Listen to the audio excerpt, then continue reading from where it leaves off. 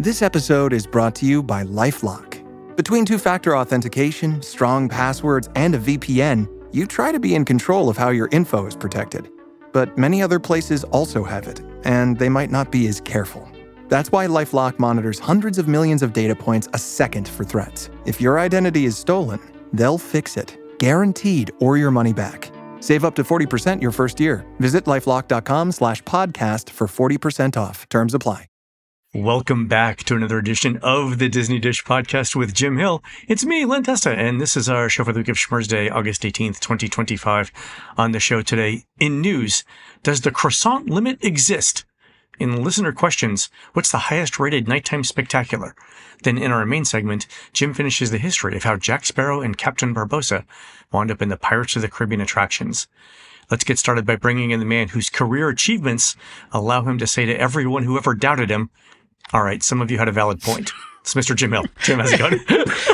It's going well, but doubt, which, by the way, has a completely useless B in the middle of it. And I bring that up because, there we go. There's this wonderful Finnish comedian, Ismo, who does this routine about, throughout the English language, there are these instances where totally needless letters, things that we don't even say or acknowledge, are shoved into words. You mentioned the B in debt, likewise the B in obviously, the B in subtle.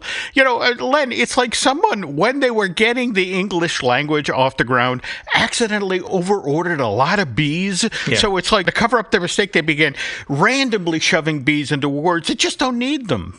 It's like a Gutenberg with the first printing press is like, well, look, we made these B's. There we go. We've got to use them somewhere. There we go. But anyway, this is not my bit. This is a brilliant Finnish observational comedian, Ismo, who you can easily find on YouTube. Go check him out. The fact that, Jim, that you've retained information about a Finnish comedian, no math, explains to me that science. This is why none of us really understand calculus. There we go. Like, this is it right here. Shoved it all to the back. All right, Jim, let's do a quick shout out to our Patreon subscribers.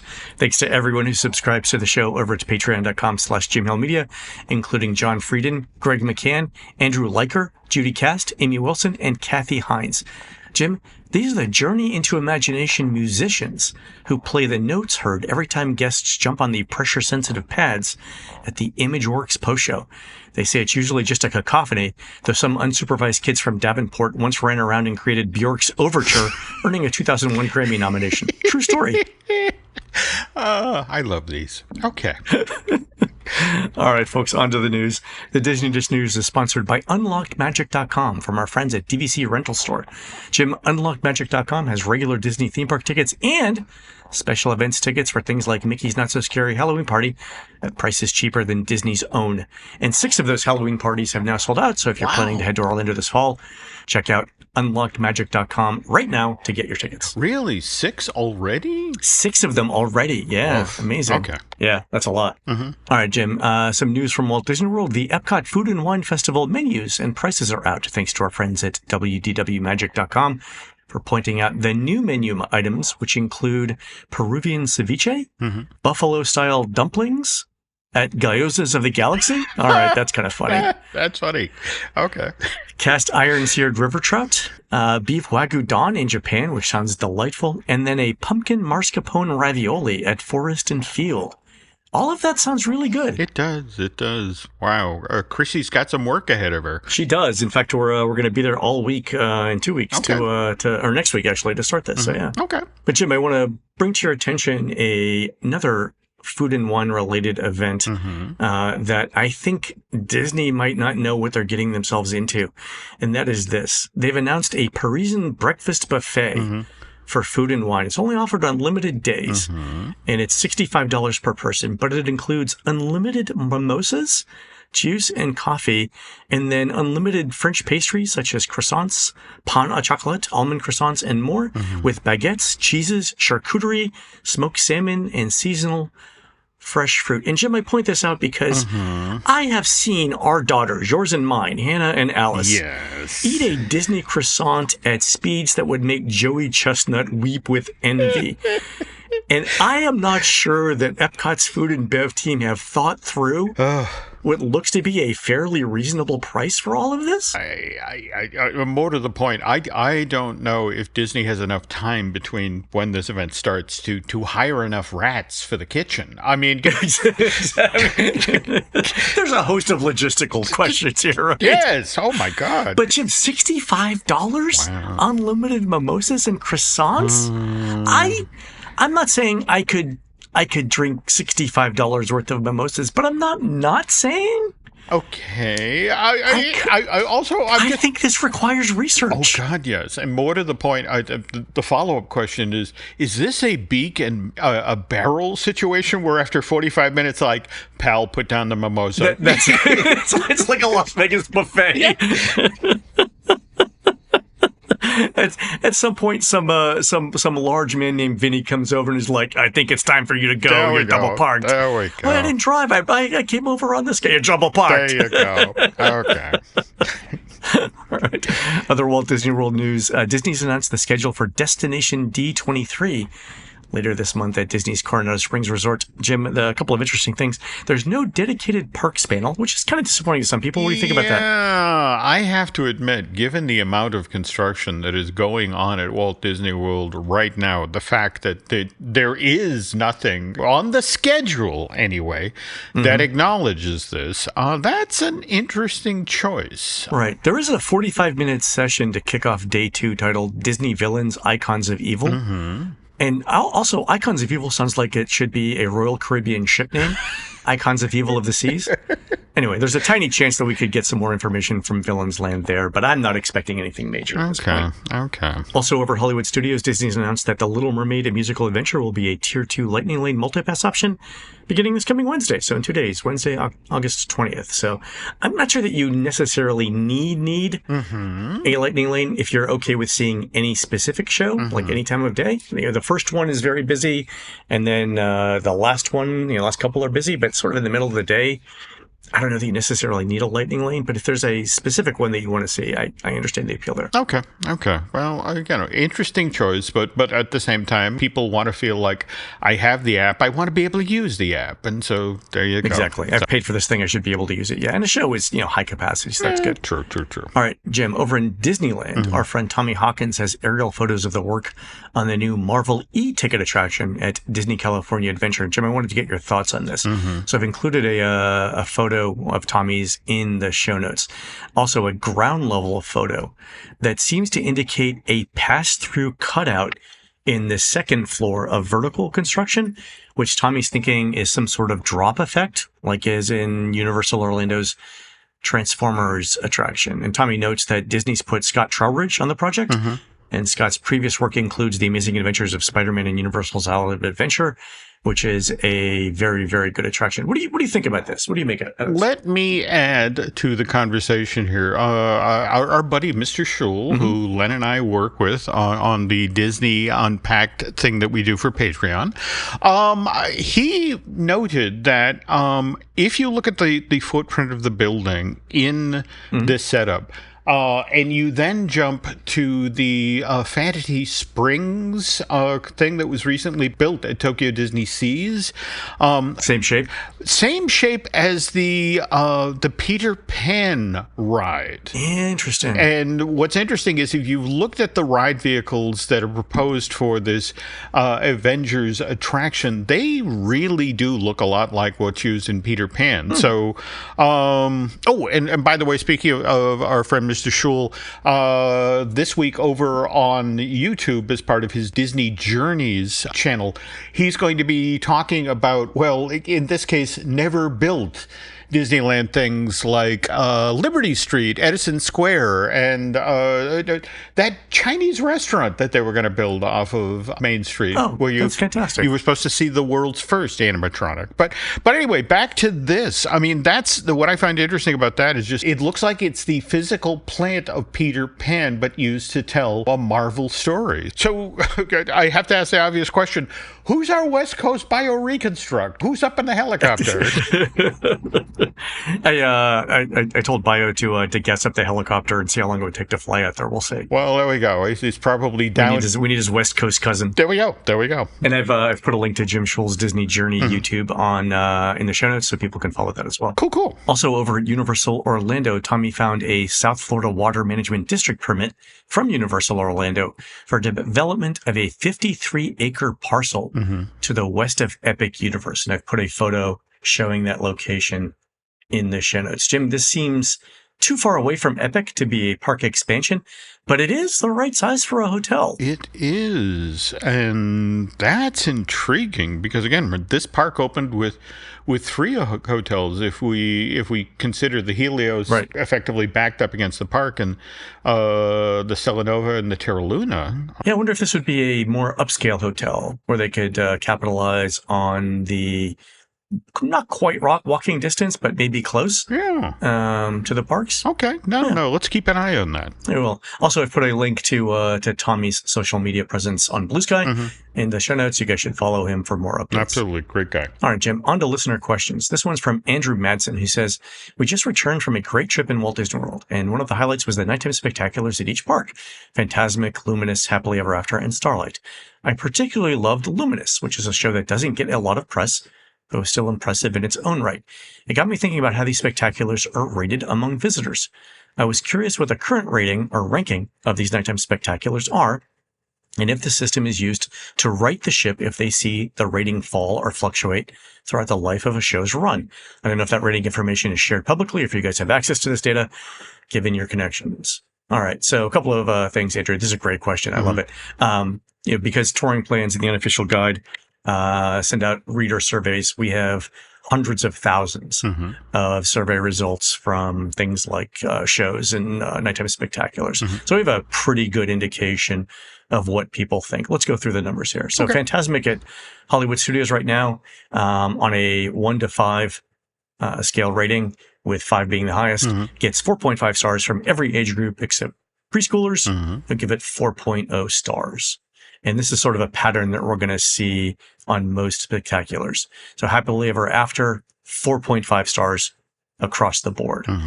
Interestingly, Enchantment, which was the thing that came before Happily Ever After and ran from 2021 to 2023, was 4.5 stars for preschool and grade school, but only 4 stars for every other age group. And I want to point out, Jim, that 4 out of 5 stars is the average attraction across all Disney and Universal theme parks, like give or take a couple hundredths of a point. 4 stars is average.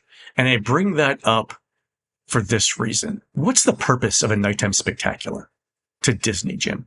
Oh, depends on who you talk to. Well, Jim, just so we do the important stuff first. Right. Let's think of the shareholders. Well, of course. What is the purpose of a nighttime spectacular to the shareholders, Jim? Well, to the shareholders, it's to keep people in the park. More to the point, to make sure they're going to the restaurants, they're buying the merch, they're killing time before the nighttime spectacular gets started. So they're looking for more ways to spend money. Yeah, I think that's exactly it. I think a nighttime spectacular keeps people in the park longer than they normally would, especially after dark, which is sort of our body's signal that the day is over, right? And you're there to maybe grab a dinner, maybe grab a drink before or after dinner, and maybe buy some plush, right? So there we go. Okay, so keeping that in mind, right? Enchantment, 4.5 stars for preschoolers, 4.5 stars for grade schoolers, and 4 stars for everyone else. Jim, I want to point out here another fact that the 2 groups that rate Enchantment the highest, 4.5 stars for preschool and grade school, do not make their own money, right? Because child labor is illegal in the United States. So the people with the money thought Enchantment was average. All right, let's put a pin in that one and move on. Wishes, 4.5 stars for preschool, grade school, and teens, and 5 stars for young adults over 30s and seniors. So Wishes is sort of the gold standard for nighttime spectaculars. Happily Ever After is very, very close. All right, so let's look at Starlight. which is the new parade in the Magic Kingdom. 4.5 stars for every group except teens, who, let's face it, don't have a ton of spending money. So 4.5 stars across the board. That's good. Main Street Electrical Parade had exactly the same ratings as Starlight, and Spectrum Magic did it better with teens. It's 4.5 stars across the board. So Starlight is very, very close to where it needs to be. It is where it needs to be, right, for the Magic Kingdom. I'm sure the Magic Kingdom's happy with that. Over at Epcot, Luminous, 4 stars for every age group except teens and seniors, which give it 4.5 stars. And I note that Harmonious was 4 stars across the board for every group except grade schoolers. So Luminous is actually closer to Harmonious and Epcot Forever than Illuminations, which was almost exactly the same. It's literally exactly the same rating as Fantasmic. Now, let me point something out here. Okay, Harmonious. Remember, and the knock on Harmonious was that in order to see this show in its best configuration, you literally had to stand in, a 300-foot space facing dead on to... 300 feet is generous. Okay. Maybe 100 feet on either side of... okay. Yeah. I'm trying to be positive here. It's the metric system. Well, no. Practicing for no negative November. It's coming, folks. It's coming. It's coming. All right. We're going to do it again this year. Okay. Yeah. But what's interesting to me is taking that observation into account. When you look at the preschooler and the younger categories and why they didn't particularly seem to care for Enchantment. And remember, this Len is a projection / fireworks show, which means you actually have to be able to see the castle to enjoy this. And preschoolers and young children are small. They can't see over the crowds. Yeah. That to me is what... Oh, good point. Well, that's the reason why Wishes was so popular. That show was literally presented entirely in the sky. You could look, I can see this. All right, I'm enjoying this. As opposed to, who's on the castle now? So, meh. Yeah, that's a fantastic point. So Happily Ever After, though, is also on the castle, and it's 4.5 stars as well. So I will point out, though, that for Happily Ever After, and I think Enchantment started this, but Happily Ever After, there's also projections on the side buildings. There we go. Around the castle. So maybe Disney addressed that with this additional projection technology. Could be. All right. So back at Epcot, Illuminations, 4.5 stars for all the important age groups. I know that Sensational over at Universal Studios Florida, 4.5 or 5 stars for every age group. So Sensational is holding its own. Also, Fantasmic at Disneyland is exactly the same as Fantasmic in Hollywood Studios. And then Together Forever, which was the Pixar parade at Disneyland that ran from 2018 to 2024, also shows that 4.0 star rating for the groups that matter. So I think all of the nighttime shows that have closed after a couple of years have that rating in common. They are not rated higher than average by teens, young adults, over 30s, and seniors. That's the metric I think that Disney looks at. And the other variable, especially out in Anaheim, is, let's be honest here, Len, the Sleeping Beauty Castle is only 77 feet tall at its highest point. So it's not a particularly large projection surface. In fact, that actually is the park where they began projecting things on Main Street and out in Small World Plaza and all that. Small World, exactly. Because it's like, we need to give people actual surfaces they can see the show on, because if they're crowded in front of the castle, they're not seeing it. Right. Good point.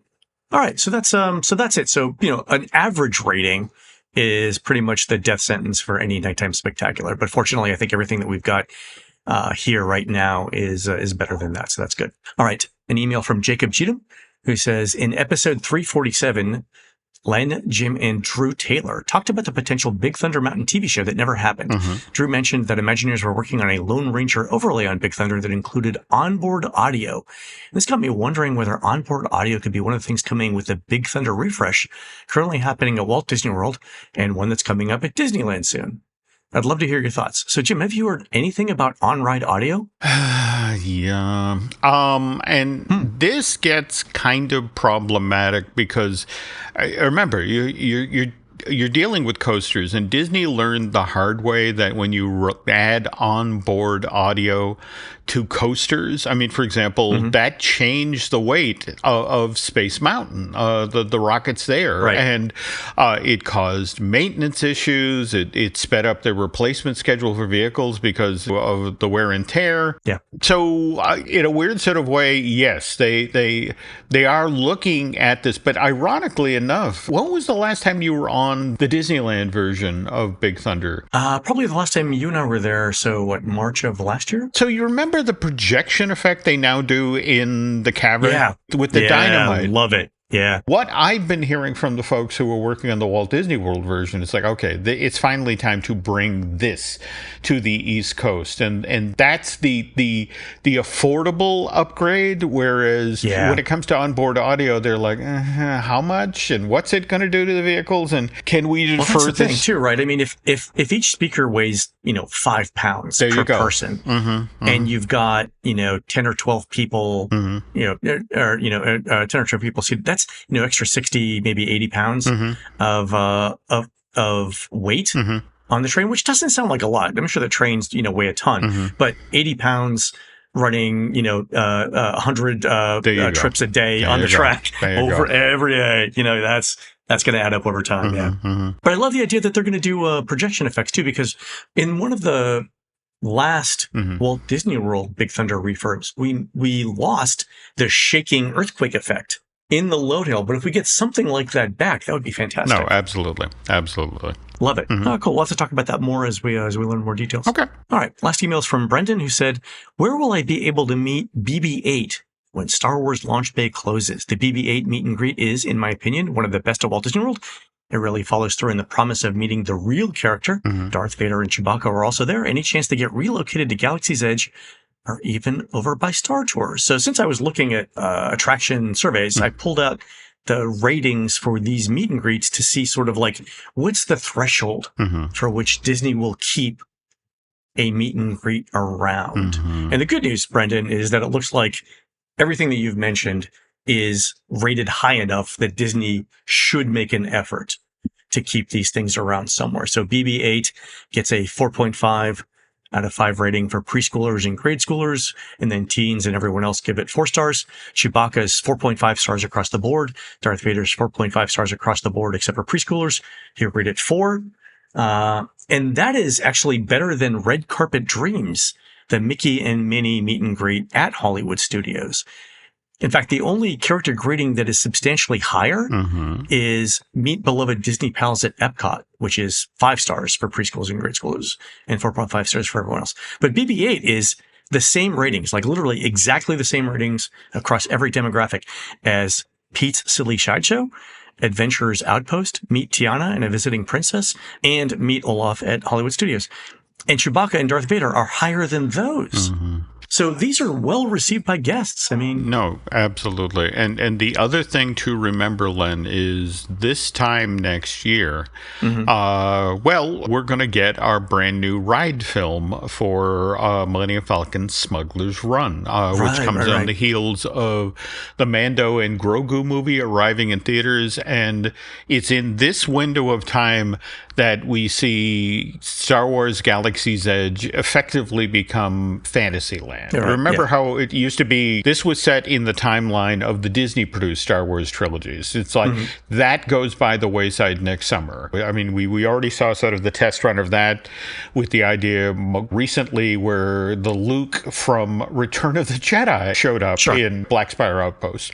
So coming soon, you're going to have a Star Wars land where there can be a BB-8, alongside a Chewbacca, alongside a Ahsoka Tano. All of the characters will be there, no matter what timeline or period they belong to. The guests want to see them, they're going to be there. And there's tons of space for it, too. The other thing that I like is, besides these things being really highly rated character greetings, Disney can move them to Galaxy's Edge and lose virtually no park capacity. Oh, yeah.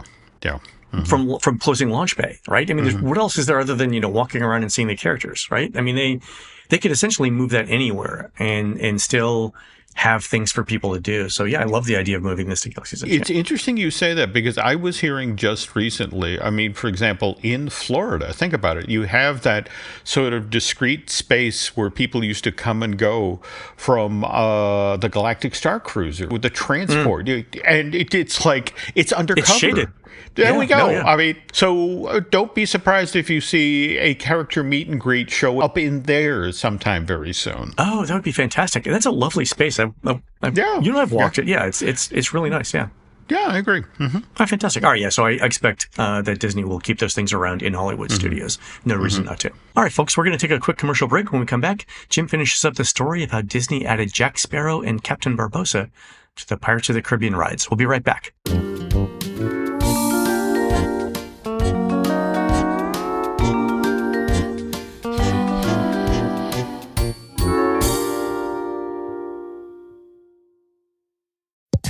Mic check. 1, 2.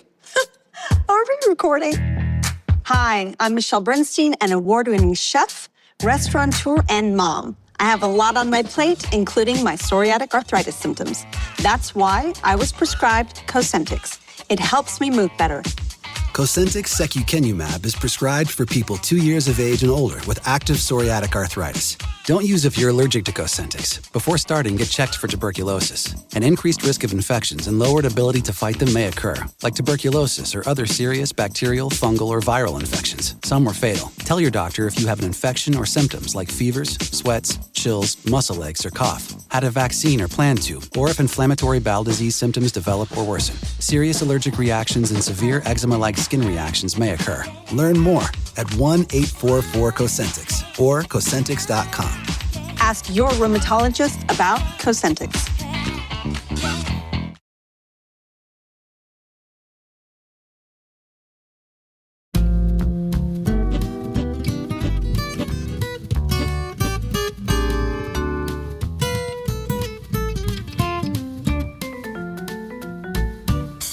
And we're back. All right, Jim, I think we left off with the release of the first Pirates film, right? Or sorry, its finished production. Well, no, it's actually, in fact, again, it's 2003, and a film based on a Disney theme park attraction. It's getting ready to be released to theaters, and the producer actually tells the celebrity that it featured in that film, "Oh, Michael Eisner loves what you've done in this movie so much they've decided to put you in the attraction. He's already told the Imagineers that he wants this done. So don't be surprised if you get a phone call after the first of the year, because this is happening." Mind you, Len, we're talking about Jennifer Tilly. For Haunted Mansion. There we go. All right, she was. How'd that go? Well, okay. Now, the interesting thing is Jennifer shared this information with friends, family, reporters, and then Haunted Mansion comes out in November of 2003. Costs $90 million to make, only sells $72 million worth of tickets. And what's interesting is Eddie Murphy's people. When people began to say, well, the reason the movie didn't make any money is that Eddie Murphy's star has waned, they pushed back hard, and it's like, I remember this. Yeah. Oh, yeah. It's like, you morons put a supernatural comedy out on November 26th, the Wednesday before Thanksgiving, the month after Halloween.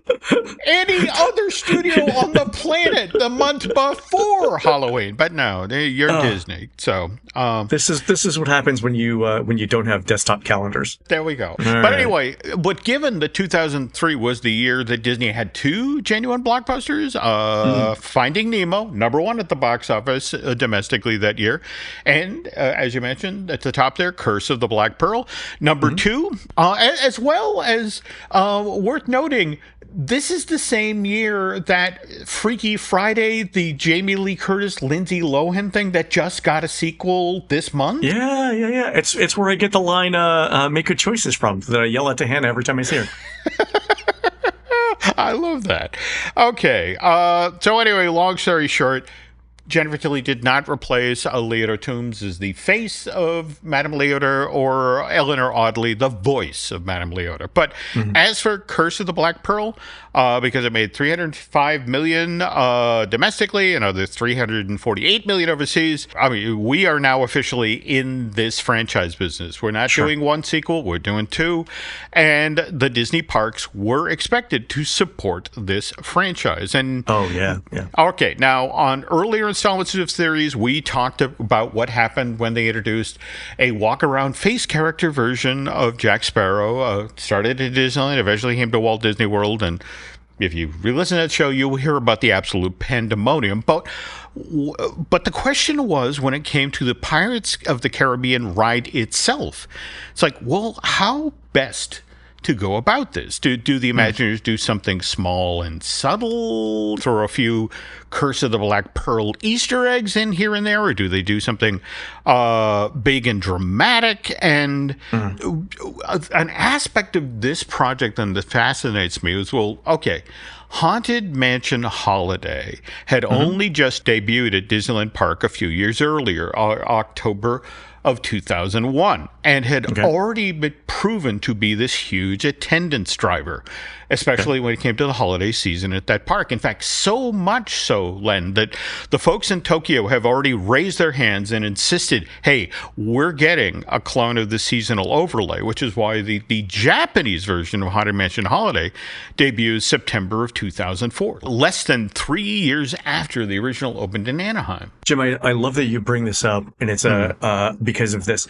Halloween has become super popular in Japan over the last couple of decades. And, you know, me with my Disney-centric brain, I like to think that Disney's Halloween celebrations and the fact that it's an American culture thing, and Disney's so tied up in American culture, that's why Japan has adopted Halloween as a holiday, because it was nothing 50 years ago. Oh, no, absolutely. In Japan, nobody celebrated it, you know, so American expats maybe, but now it's a Japanese thing. It's like Japan adopted Halloween in the way that American parks did not adopt Duffy.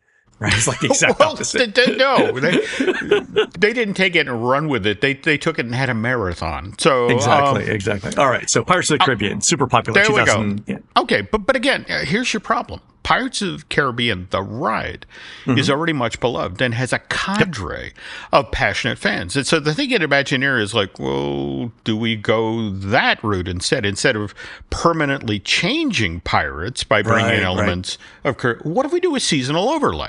You know, with the idea a few months out of the year, Captain Jack Sparrow and his crew sweep into town, and then they put a fun new spin on Pirates, and that way Disney could have the best of both worlds. For a few months out of the year, Disneyland and the Magic Kingdom in Florida would have this artificial attendance booster. If you want to see Curse of the Black Pearl version of Pirates, it only runs in the parks in January and March. And by the way, that was the choice, because what Disneyland in California was looking to do is that they wanted something to continue to boost attendance after Haunted Mansion Holiday closed in January. Right. Oh, the post-holiday lull, like, you know. There we go. January, February, up through like President's Day, and then there's a lull sort of till spring break starts. Yeah, I can see how that's the slower time of the year. Yeah. Now, for Florida, what was intriguing was the notion of, okay, Universal started doing its Mardi Gras celebration. Right, and that's February and March, right? There we go. And that started in 1995 and was proving to be enough of a drag on Disney's Florida theme parks during that time of year. It's like, okay, we need to maybe address this. And remember, just this past year, Len, Mardi Gras at Universal, it ran from February 1st to March 30th, 59 days. Yeah, wow. So in the Magic Kingdom of Florida, it's like, well, look, all right, Mardi Gras is technically celebrated in the Caribbean. Yep. I guess we could make this work if we had to. And let's face it, if you're looking for an excuse to sell overpriced po' boys or watered down hurricanes, you know, as good a reason as any. All right. As good a reason as any. But with this version of the plan, the original classic version of Pirates would still exist 9 months out of the year, whereas the Curse of the Black Pearl seasonal overlay overlay, would only run for 2 months. And then for 2 weeks on either side, that would be when the seasonal overlay is either being loaded in or taken out. So the interesting thing is that Walt Disney World, though, because the thing we've always heard about why Magic Kingdom doesn't get seasonal overlays is that Disneyland is a local park and they need the variety to keep bringing the locals in. But Walt Disney World is a global tourist, once in a lifetime destination. There we go. And people want to see the classic versions of the attractions. So it's interesting that they were willing to compromise this. Well, that's actually, it's interesting that you bring that up because, again, this is Imagineering in Florida talking with Imagineering in California, which then has to go and sell this to the actual managers of the theme parks. Now, mind you, folks at Disneyland flat out love this because, of course, their Pirates is located in New Orleans Square. So it's like, oh, come on, a Mardi Gras celebration, 2 months. That's a gimme. Oh, my God. Okay, Jim, this is why taking part of Frontierland in the Magic Kingdom, the part that contains Tiana's and Picosbills, and turning that and Pirates into a East Coast and New Orleans Square makes so much sense. All right, go ahead. Okay. All right, so Disneyland loves this idea, right? Whereas Florida, once they actually start having conversations with park managers, they'll think, wait a minute, we're going to create animatronic versions of Johnny Depp and Jeffrey Rush. Do you know how expensive that's going to be? With the people in California, not to worry, not as expensive as you might think. We work with Garner Holt out in San Bernardino. He got us a Jack Skellington animatronic and an Oogie Boogie. In fact, what's interesting, they had just gotten their Oogie Boogie for the 2003 edition of the seasonal overlay in Anaheim. So, and that's just the third year that it's up and running. And so the folks in California, we'll get Garner to do some affordable Jack Sparrow. That's something, we'll be fine.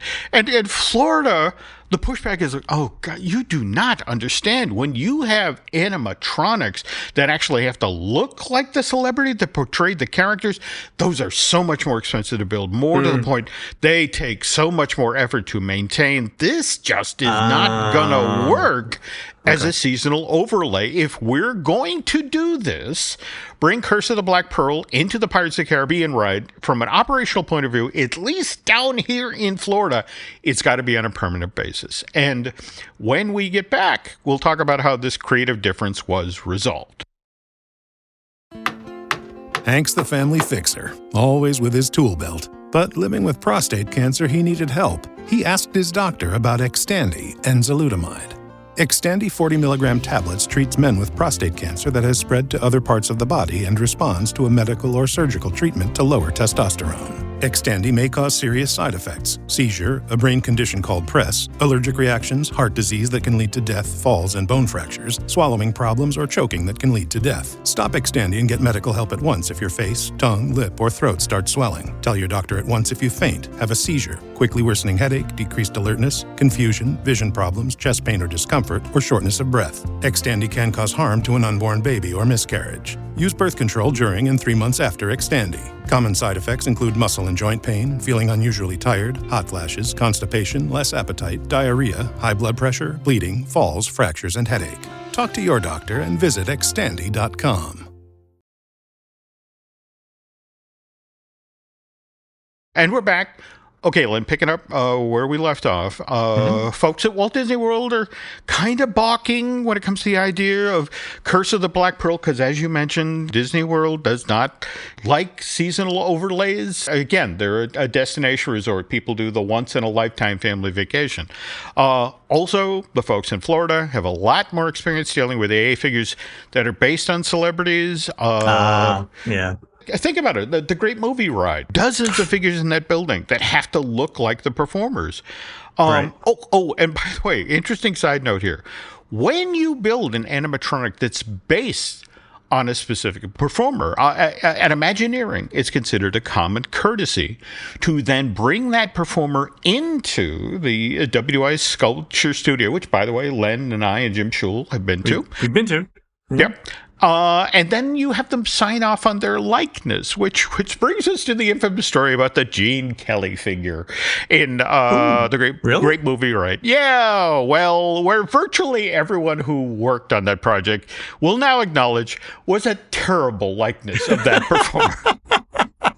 Gene's not having a great hair day. All right. Well, no, but you see, this is the problem. They were recreating that moment from Singing in the Rain, the 1952 musical, where Gene is hanging off of a light pole in the rain singing. But if you actually go back and watch this film, the camera travels. It starts as a long shot where you can see Gene head to toe hanging off of the light pole, and then it goes in for a close-up. And so now you're trying with a static set with an animatronic figure that is welded to the side of a light pole to recreate the feeling that people got when they watched a shot in a movie where the camera moved. It just was never gonna work from a likeness point of view. Yeah, because his body's twisted because of the light pole, right? And I'm sure since he's hanging off to the side, like his face is not in a, like, gravity's playing with his body shape. Okay, all right. Okay, so the sculptors in Imagineering, they struggle with the Gene Kelly figure for a Great Movie Ride. They just can't get a likeness that anybody really likes, but they're running out of time. And more to the point, they have to have then 76-year-old Gene Kelly come by 1401 Flower Street and sign off on the likeness. Hoping his eyesight is faded just enough to make it through this meeting. Well, let's dim the lights. You know what? Let's go with 50-watt bulbs here. Okay, and to further help the situation, Len, let's not bring him in the morning. Let's take him to lunch first, and then bring him here. And so they take him over to the Tam O'Shanter, and they put a few drinks into Mr. Kelly, and then they bring him back to the dimly lit sculpture studio. And as a friend once shared with me, that Gene was lubricated enough at this point that, look, we could have shown him the John Wayne bust, and he would have signed off on it. Wow, looks great. Go with that. Why am I on a horse in this scene? There we go. You know what? Go with it. There we go. All right, now back to the Curse of the Black Pearl. The people who ran the Magic Kingdom of Florida just can't be a seasonal overlay. All right. But at the same time, they understand we have to help support the studio's new film franchise. But so how do we do this? How do we do this on a permanent basis, but in a way that doesn't ruin the pre-existing attraction, which, again, rabid fan base. So now we're in the Hippocratic Oath portion of theme park. Do no harm. There we go. There we go. Okay. And look, some of this they handled brilliantly. For example, they throw that stone sarcophagus that all the cursed pieces of Aztec gold are held in. That's in the back of one of the treasure rooms. You pass through with the skeletal pirates, and it looks like it's always been there. On the other hand, bringing Hector Barbossa into the ride, relatively easy because, face it, you have on the Wicked Wench, the boat you encounter in the bombarding the fort sequence, you've got your unnamed pirate captain. So you just swap out him for Hector Barbossa. And by the way, Jeffrey Rush recorded things like, "Run up your flag, you scurvy scum, and bring me Captain Jack Sparrow." He did that while he was on the set of At World's End. He had like 5 minutes in World's End. Well, no, that actually Dead Man's Chest is where he makes that spectacular entrance. He's in all of At World's End. In fact, that was just sort of like, can we get you to say these lines? We need to kind of run these over to the park. Oh, right. It was Dead Man's Chest. There we go. Yeah. Now, on the other hand, the villainous Davy Jones, he made his initial appearance in the Pirates film series in Dead Man's Chest, and the actors really wanted to find a way to fold Jones with his face full of tentacles into the attraction, but to build an AA figure with that many squiggly things over it, it's like, no, maintenance nightmare. We're not doing that. So that would never work. Yeah, no. Yeah. But here's the thing. The solution came about because there was an effect that the Imagineers had originally dreamed up in the Indiana Jones adventure back in the 1990s. Do you remember this line? You are in the Temple of the Forbidden Eye. You're sort of rolling toward the exit. At one point, you look up to the right, and your true transport passes under this mist screen, and onto which is being projected. We see this film footage of rats that are climbing out in a vine. and then seemingly jumping down. So the idea is that you're supposed to think, ooh, the rats have just jumped off of that vine. They are now on our motion-based simulator. They are scurrying about our feet. Did that affect that? That only ran for a few years, right? Yeah. Well, it was a great idea on paper. Okay. It never quite worked the way the Imagineers wanted because, well, first of all, it was far too small a screen for most guests to notice. More to the point is that the motion-based simulators are zooming by. They move the air inside the building, so because it's an air curtain, right? That's it exactly. Okay. You need a stable surface to project on. So anyway, when this effect worked, it was amazing, and the people at Imagineering wanted to reuse this technology somewhere in a Disney park, but the opportunity didn't come along till they decided to redo Pirates and fold in elements of the film franchise. So this time around, they created a massive mist curtain, and which, by the way, blocked guests' view before the drop down into the treasure cave. So, and you projected onto this a giant image of Davy Jones' face saying things like, "If you're brave enough to face a pirate's curse, proceed." And they really did turn up to 11 the mist curtain effect there when that thing first started. Because remember, it was you couldn't see beyond it. No, at some points, Yeah, that's what made the drop especially. It's like, what? Yeah. Now, mind you, this effect worked great in Florida, but not so much in California, which, again, as Jim Schul, our collaborator over on Disney Impact, he explained to Len and I recently that while the Walt Disney World version of Pirates is housed inside of one large continuous structure, the Disneyland version is not. In fact, the original version of Pirates out there is housed in two separate show buildings. There's the part of the attraction that's located inside of the berm, and then the other part of the Pirates ride, where most of the big show scenes are located, that's on the other side of Disneyland's train tracks. Interesting. All right, and because each of these two buildings have their own HVAC systems, well, the air... Okay, so you got two separate buildings, Okay, so you're basically getting air currents circulating between two different weather systems. There we go. And so to get a stable projection surface for the mist screen became impossible, because out there, that meant that the folks who saw the Anaheim version of Pirates, they never got the mist curtain with Davy Jones. Or remember when On Stranger Tides came out, we got Ian McShane's Blackbeard. Right. Anyway, as for those three Captain Jack animatronics in this Pirates review, I have saved the best story for last. Okay, as I mentioned earlier, when you do an animatronic figure that's based on a character from a Disney film that a celebrity or a big-name actor has originally portrayed, well, Imagineering, again, considers it a common courtesy to invite that actor in and then have them sign off on the likeness. And it's hoped, have the actor record this AA figure's dialogue, or better yet, agree to be on hand when the attraction's open to help out with publicity. Anyway, they bring Johnny Depp in, and they show him all three versions of Captain Jack Sparrow and explain where they'll then be staged inside of the existing Pirates attraction. And Johnny just loves everything that he sees. But that's it.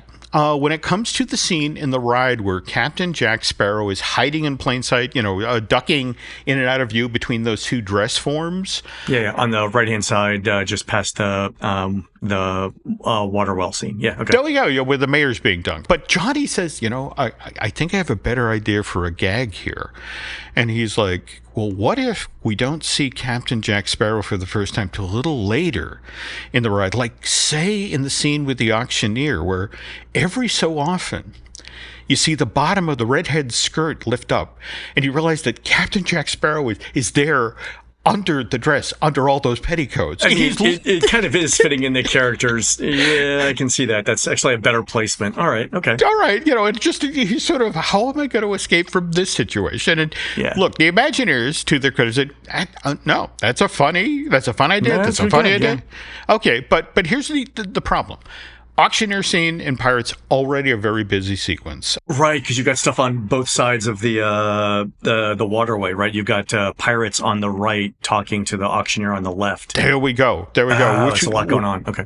Well, no, and which is why it would be quite likely that his guests are going by in their boat. They might miss the skirt lifting up and seeing that Captain Jack Sparrow was under there. And to his credit, Depp saw the wisdom of what the Imagineers were saying, and then, all right, sure. He signs off on Captain Jack hiding between those two dress forms where all guests could see him as they floated by. Yeah. Anyway, 2006, this permanent redo of Pirates of the Caribbean debuts at both Disneyland Park in Anaheim and Walt Disney World's Magic Kingdom down in Florida. Exact same time that the second Pirates film, Dead Man's Chest, is debuting in theaters. And given the relatively small amount of grousing by diehard Pirates fans when it came to this revamped theme park attraction, I would say that from a theme park Hippocratic Oath point of view, the Imagineers did a pretty good job of blending old and new. Yeah, I think so too. I think it, it fits in well. I really like seeing Hector Barbossa on the city bombardment thing. I think that fits in really, really well. It does. It does. We've talked on previous shows about having multiple Jack Sparrows in the ride turns it into a story through time and space instead of just space. Yep.